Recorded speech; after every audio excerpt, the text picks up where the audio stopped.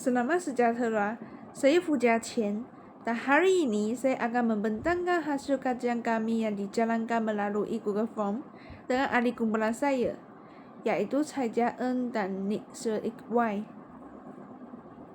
Objektif kajian ini adalah untuk mengetahui cara-cara yang biasa digunakan oleh pelajar Universiti Malaya untuk belajar dengan lebih senang dan tenang. Kami telah menerima 36 jawapan daripada pelajar Universiti Malaya. Dalam borang soal selita ini, terdapat 8 soalan yang kami gunakan untuk mendapatkan pandangan mereka. Untuk soalan pertama, kami bertanya, adakah anda lebih suka belajar di bilik sendiri? Daripada 30 orang responden yang kami dapati, majoriti pelajar lebih gemar belajar kedua-duanya bergantung pada situasi, iaitu sebanyak 52.8% responden. Selepas itu, terdapat 38.9% orang responden gemar belajar di bilik sendiri. Perpustakaan paling kurang, iaitu sebanyak 8.3% sahaja. Seterusnya, untuk soalan kedua, kami bertanya, apakah waktu belajar yang paling sesuai untuk anda? Berdasarkan jawapan, sebanyak 38.9% responden pelajar Universiti Malaya gemar belajar pada waktu malam. Selepas itu, waktu pagi juga mempunyai peratusan yang tinggi, yaitu 36.1%. Seterusnya, terdapat 22.2% responden beranggap waktu petang merupakan waktu belajar yang paling sesuai untuk mereka. Akhirnya, hanya 2.8% responden sesuai belajar pada waktu tengah malam. Soalan seterusnya, kita tanya pelajar UM tentang jadual kelas memberikan kesan kepada keupayaan belajar. Ada sedikit pelajar yang cakap tak pasti, tapi ada 36.1% dia cakap sangat mempengaruhi. Lagi 50% dia cakap ya, dia ada sedikit mempengaruhi. Selain itu, kita juga tanya pelajar UM tentang alat pembantu belajar yang paling kerap diguna. Terdapat 55.6% ialah komputer ataupun tablet. Lagi 5.5% ialah telefon pintar untuk aplikasi pembelajaran. Lagi 38.9% ialah buku rujukan ataupun nota cetak. Kita juga tanya pelajar UM tentang persekitaran yang ideal untuk mereka belajar dengan tenang. Terdapat 27.8% mereka cakap mereka perlu berada di tempat yang ada muzik yang tenang. Lagi 8.3% mereka cakap mereka perlu berada di tempat yang cerah. Lagi ada 11.1% mereka tak kisah apa-apa pun, janji dia ada motivasi. Lagi yang paling banyak ialah 52.8% mereka cakap mereka perlu berada di tempat yang sunyi tanpa ada gangguan.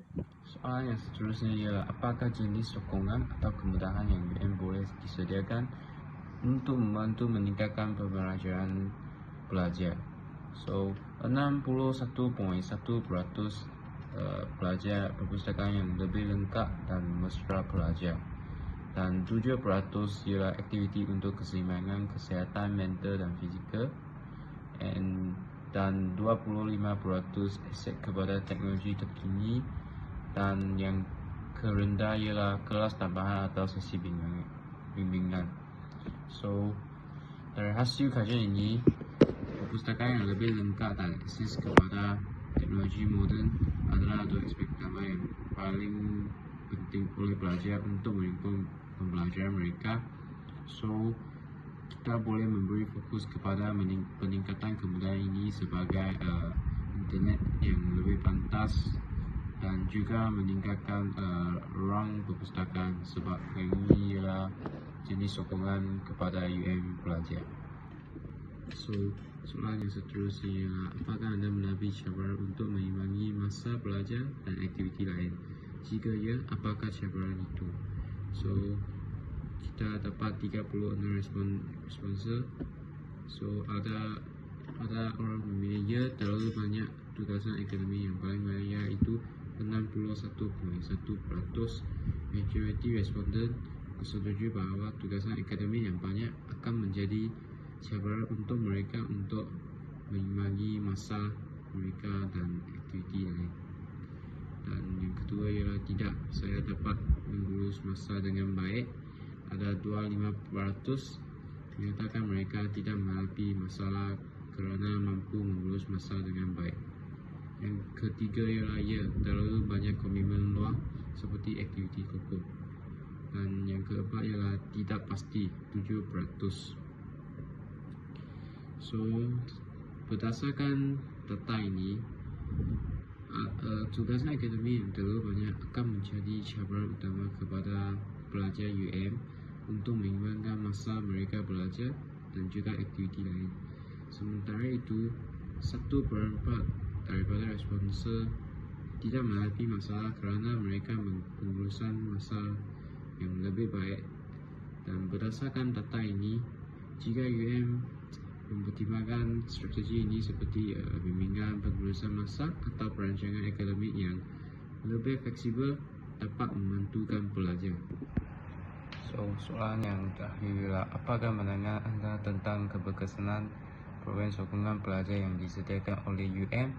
So, berdasarkan data ini, ada 61.1% yang memilih sangat berkesan, iaitu majoriti responden berpendapat program sokongan ini sangat berkesan. Dan yang seterusnya ialah berkesan tetapi masih boleh terbaik lagi. Mereka sebahagian kecil responden merasakan program ini efektif, tetapi ada ruang untuk penambahbaikan.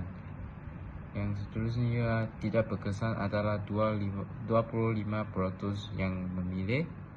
1/4 responden tidak berpuas hati dengan keberkesanan program tersebut. Yang terakhir ialah saya tidak pasti program apa yang disediakan, yang sedang confusing banyak orang, iaitu beberapa responden tidak tahu atau kurang maklumat tentang program yang ditawarkan. So, kesimpulannya kita boleh secara keseluruhan, kebanyakan responden memberi maklum balas positif, iaitu berkesan. Walau bagaimanapun, terdapat 25% responden yang tidak puas hati, menunjukkan kepulauan mereka untuk memperbaikikan aspek tertentu atau meningkatkan kesedaran tentang program tersebut ini. Ini adalah survei form yang kita terdapat daripada UM Pelajar. Sekian, terima kasih.